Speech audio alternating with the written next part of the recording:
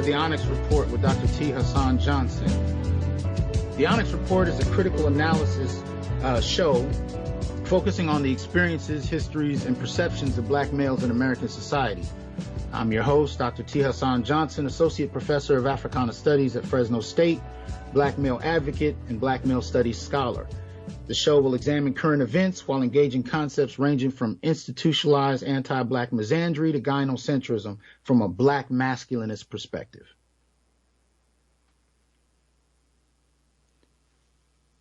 All right.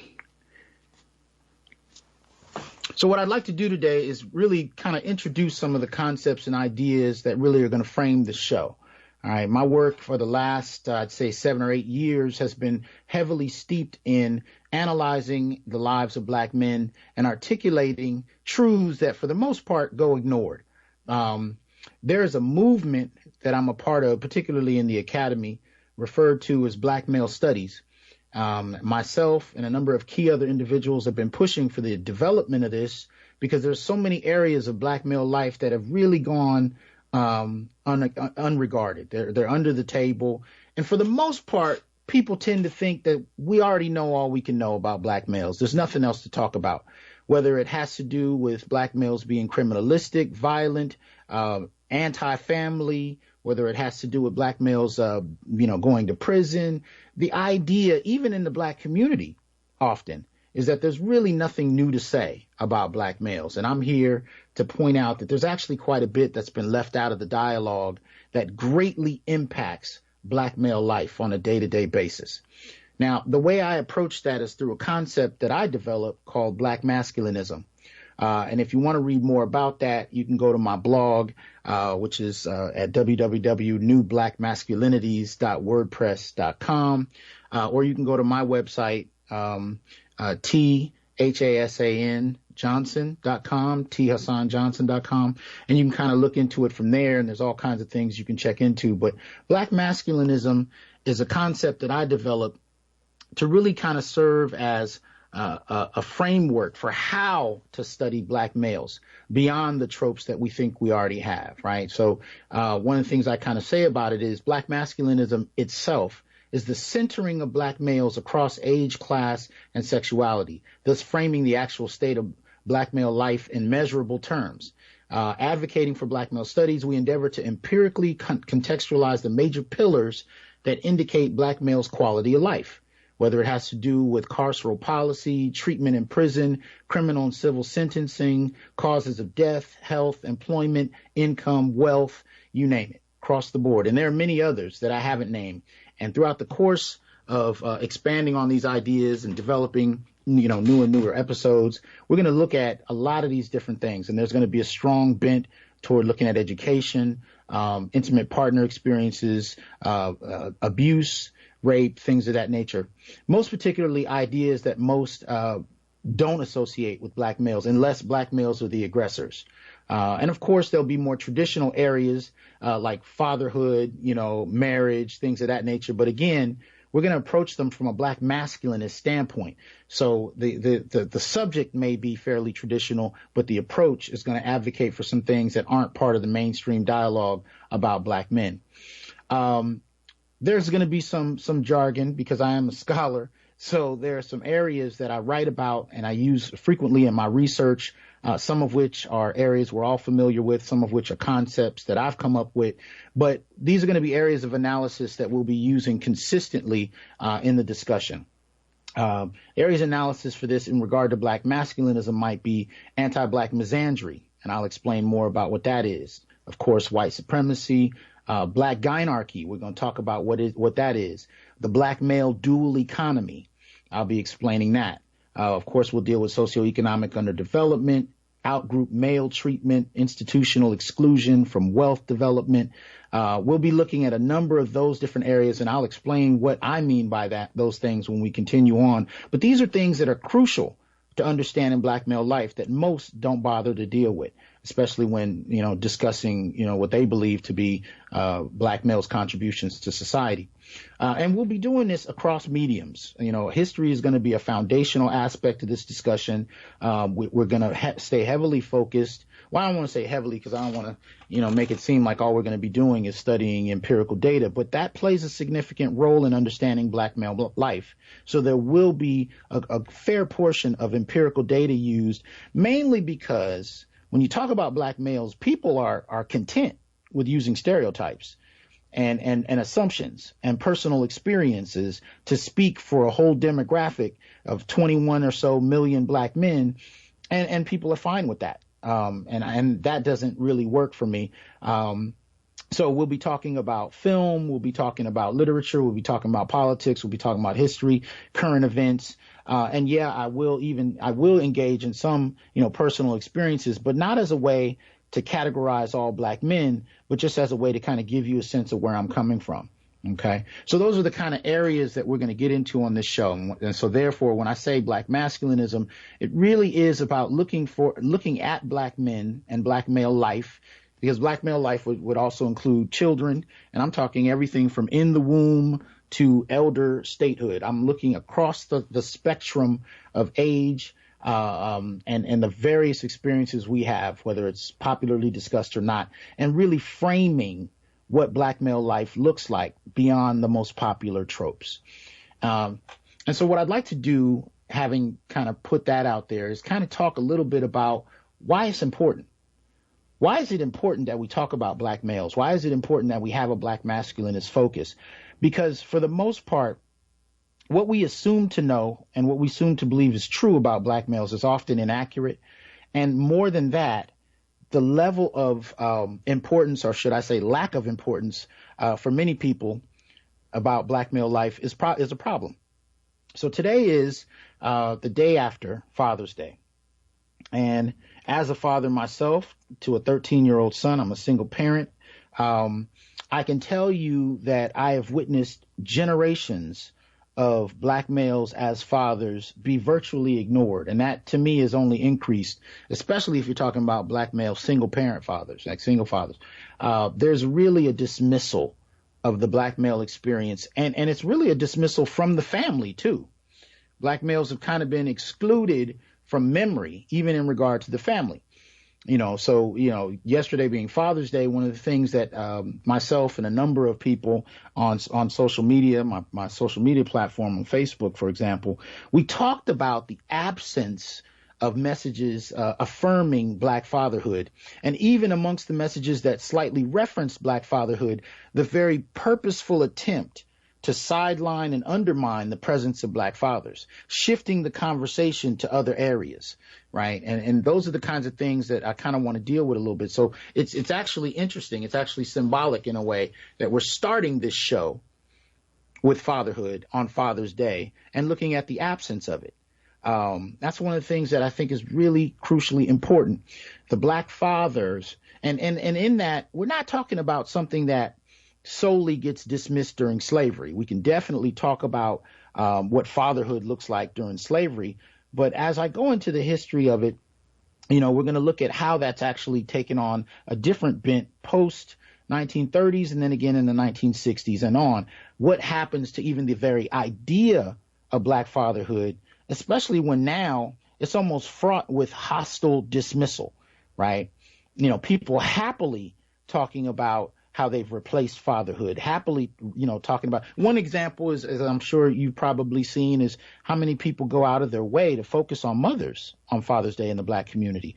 And we understand why, right? There's a high percentage of single parenthood, I should say, in the black community, single motherhood in particular. And that's kind of understandable, although I would say most don't understand the reasons. And we got plenty of time. We'll stretch that. We'll deal with that.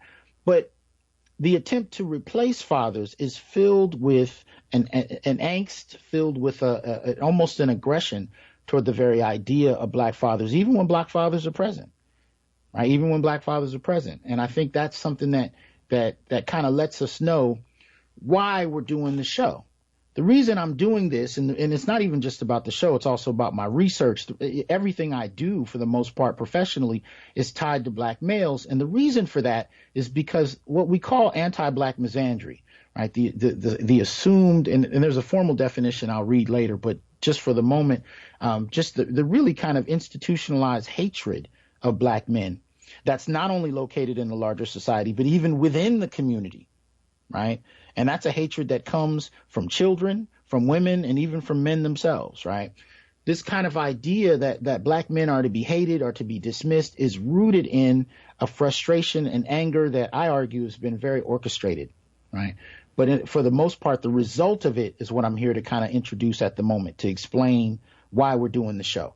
The result of that is we're at a point where fatherhood, black fatherhood, is addressed with disdain. It's addressed with frustration. People actually have an active, kind of anger about it. And if not an anger, a willful desire to ignore, black men and black fatherhood altogether. So we don't see that on days like Mother's Day. Mothers are lauded. Mothers are sought after. Mothers are appreciated, even to the extent of, really kind of downplaying the damage that mothers can do to children and families. Of course, because mothers tend to be caregivers to children far more often than fathers, the levels of abuse from mothers to children is much higher than it is from fathers. But we don't talk about that even on Mother's Day because we laud mothers. Yet on Father's Day, if there's not a dismissal, there's an emphasis on what black men must not be doing. And in that vein, people's individual stories become very popular. They become very useful and somehow serve as a kind of shorthand truth that just has to be accepted. And so that kind of thing is something that's gone on, I won't say completely under the radar because most black men are familiar with it, but it's been acceptable. And I would argue for many years, black men didn't even say much about it. But I think it's reaching a different point where men are starting to get frustrated with the constant dismissal of the value of fatherhood. Right. We've been trying to dismiss the very idea of the nuclear family and replace it with an idea that, women can do it all. And that's all that's really necessary. Now, much appreciation to the women that have, my mother included. But that doesn't necessarily mean that fathers have no place. And when you look at the well-being of families with mothers and fathers both present, as long as there isn't an extreme amount of dysfunction or abuse, you actually see fathers make a huge contribution, from monetary contribution to the stability of the child. And that kind of thing is something that gets dismissed. So it really sets us up well to look at why this kind of show is done, because I argue that doesn't just happen on issues like Father's Day. There's a wealth of other areas where we really need to talk about, the absence and the dismissal of black males. But in this instance, the dismissal from the family, so to speak, in terms of memory and acknowledgement is key. All right. And part of this goes back to the treatment of black men. Right. We clearly, if we're talking about, this from an American context, we have to start with the treatment and perception of black men during slavery. Black men were, for the most part, considered labor. And for the most part, they were wealth builders, for white society. But even if you look at the earliest documentation, there was an active attempt to make sure that they weren't able to act out forms of manhood that were affirming. Whether that was articulating a politic, whether that was, choosing a partner to marry, or, choosing a wife, choosing when to have children, all of those kind of things in and of themselves were not something that black men were, for the most part, allowed to do. And that, of course, includes accrue any wealth, own any property, so on and so forth. And that was by policy. Right. So that said, that cemented a kind of idea that black men were ineffective. And this is kind of supported by really the replacement of black men for black women, even by white male slave owners. And, so that kind of notion really set the backdrop for that. What we're going to do, though, I'm going to come back and talk about that. We're going to take a little break, and then we'll come back and start with the very idea of how black men have gotten to the state they're in.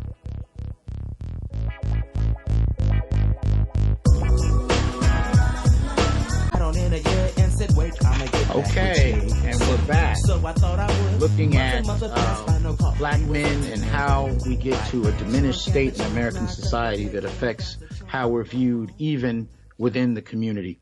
I started out by talking a little bit about slavery and the perception of black men at that time, and the role that even slave owners played and redynamicing and reframing the dynamic of the black family. And that comes down to even, E. Franklin Frazier's work, The Black Family, when he even talks about who had, the right to make decisions about, control of the cabin, who got to live there, who could reproduce, things of that nature. Those were not things that black men often were in a position to decide due to slave owners' influence that was often black women. Transition that into, across history, and we look at the perception and idea of black manhood, it's downplayed significantly. Now, I'm going to skip ahead, and there's other areas I'm going to cover in different conversations, but for the sake of this discussion, I'm going to skip ahead to the 1960s. And I'm going to look at the development of gender studies and what role that plays. Now, in the academy, the ideas that prompt the movements from the 1960s on are especially found in the institution, in the academy itself, right? And the first major kicking in of the door by the black community in particular was the development of black studies. Right? Black studies became the foundation of, a new way of perceiving black folk in the academy, but and while engaging a politic that came from outside of the academy, a politic that came from the grassroots. Right. So that being said, the development of black studies opened the door to the development of a lot of other fields, from Chicano Latino studies to Asian studies, you name it. One of the major contributions, of course, that comes out of that whole dialogue is women's studies. And women's studies focused, especially on middle-aged white women. That was part of their kind of politic at the time. But for the most part, it inadvertently lended itself to the development of black feminism. Right. So, white feminism, of course, played a huge role in the development of women's studies, taking their cues from black studies and trying to demand space, trying to carve out space in the academy. And then from there, influencing a wide variety of fields. And, of course, helping to spawn the development of black feminism. Early ideas in the 60s and 70s of gender and the politics of women on the street helped to push a discussion about gender that we had never really had. One of the problems as it pertains to black males is because this was coming from middle-aged white women, middle-aged, middle-class white women for the most part, that said, what it ends up doing for black males is affirming a series of racist assumptions that were already present in American society. And in many ways, excluding men, even across race, from any competent dialogue about their place in gender. And what do I mean by that?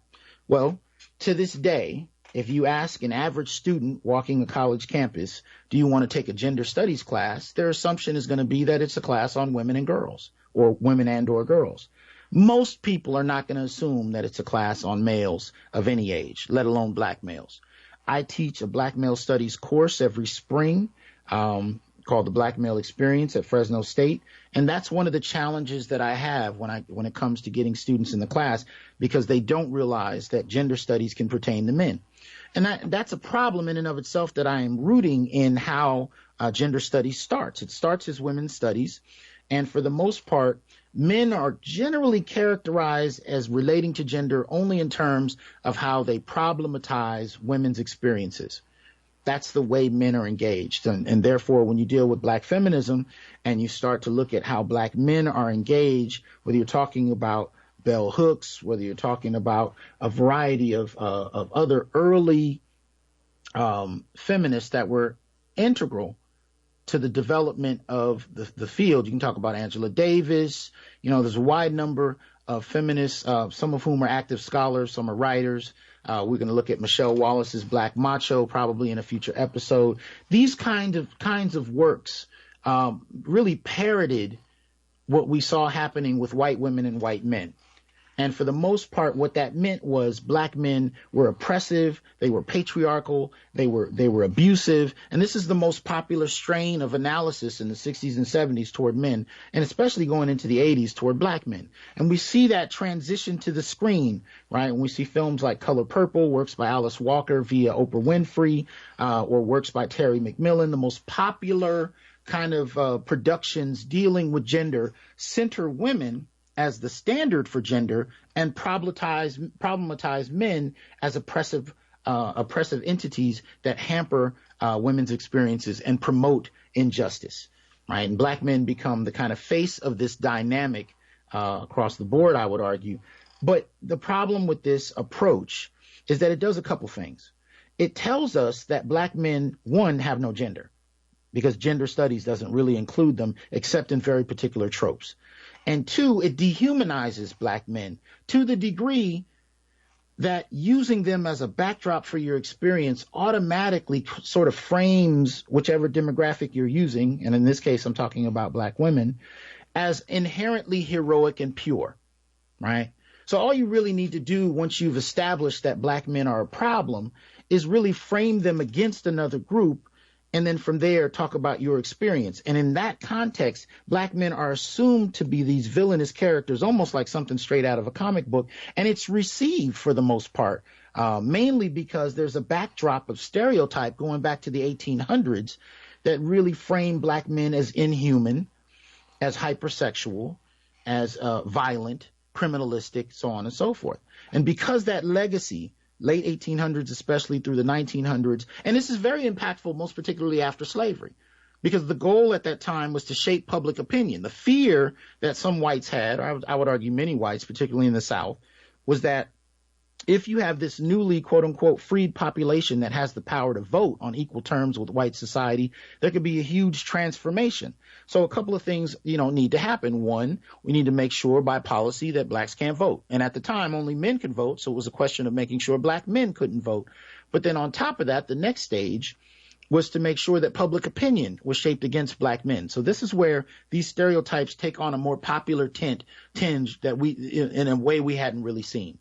Even though those stereotypes were present during slavery, they take on a greater importance because now it's about making sure public opinion helps to keep them in their quote unquote place, right? So from there, this notion of making sure policy doesn't allow for blacks to vote, and you have the development of the Klan, right? And that's just one group, but a group that's purpose is to take underclass and up through middle class white men and have them use violence to prevent black people and especially black men from being able to really see themselves as participants in society, making sure that they're not willing to. And what we don't say when we talk about lynching, what we don't say when we talk about these kind of things, we talk about them as part of the black experience. And yeah, they are. But because of what I believe to be a degree of deference, a degree of civility, black men are not talked about as the brunt of those victims, right? So in other words, black men were primarily the demographic in the black community sought out to be brutalized. And in the overwhelming majority of those cases, the genital abuse and brutalization of black males was common, which I think, really lets us know that the act of terrorizing the black community was gendered. Racism is gendered. White supremacy is gendered, and the targeting of black men as the repository of that violence was not an accident or a coincidence. And we dismiss that now. We even to this day talk about police brutality strictly as something that happens to black people or Latinos. But for the most part, when we talk about it in regard to black people, we just say, well, police brutality. But we don't pay attention to the fact that that's gender. So as of June 14th of 2019, for example, there's been 52 black men who've been brutalized by police officers and 2 black women. And that's according to the Washington Post. And so that kind of lets us know that practice hasn't gone anywhere. It's still in play. Usually it's about 200 to 300 black men per year and about 10 to 20 black women. But that kind of gender dynamic is evident in a lot of different areas. And because we don't talk about it, most people don't know that. So we dismiss and limit the discussion down to race on a generic plane, but we really don't talk about how many of these things are targeted at black men, and thus, let us know that there is something we need to look at. Now, I am not trying to say that no other demographic in the black community is important, not by any stretch, but I am saying the experiences of black men, I really think have been kind of buried and need to be pulled out and looked at. And so that's the goal of this show, is to kind of do that and examine it in a wide variety of contexts. because the same dynamic I talked about with police brutality or police homicide, we could talk about the same thing in incarceration. We could talk about it with rape. We could talk about it with child abuse. We could talk about it with lack of wealth or underdevelopment, being falsely accused. All of these dynamics they're hugely gendered, despite that most people don't know.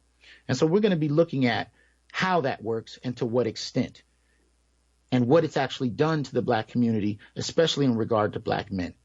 So I want to welcome you to the Onyx Report.